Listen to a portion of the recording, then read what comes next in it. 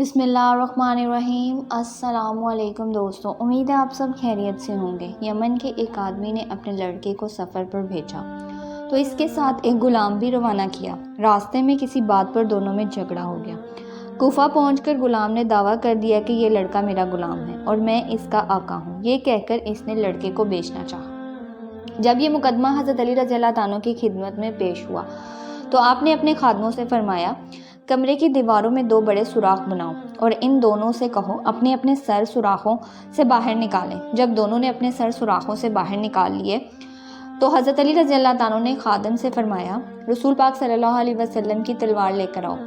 خادم تلوار لائے تو آپ نے خادم سے کہا، غلام کا سر کاٹ ڈالو۔ یہ سنتے ہی غلام نے فوراً اپنا سر پیچھے کر لیا، جبکہ لڑکا اسی طرح کھڑا رہا۔ یوں آپ کی حکمت عملی سے معلوم ہو گیا کہ غلام کون ہے۔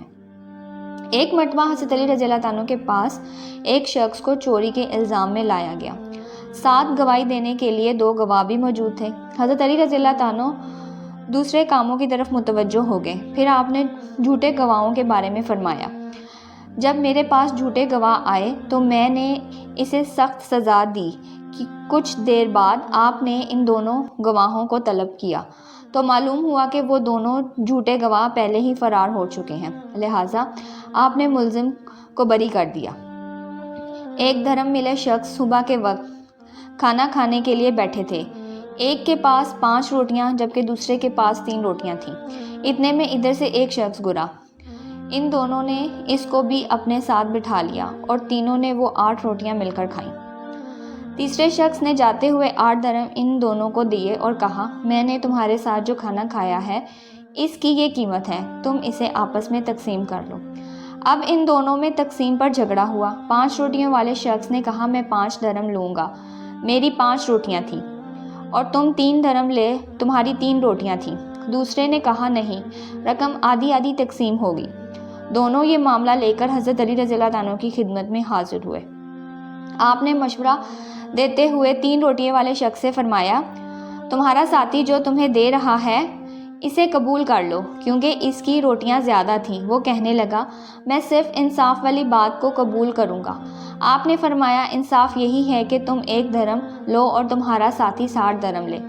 اس نے حیرت سے کہا، میرا ساتھی نے مجھے 3 درہم دینے چاہے لیکن میں راضی نہیں ہوا۔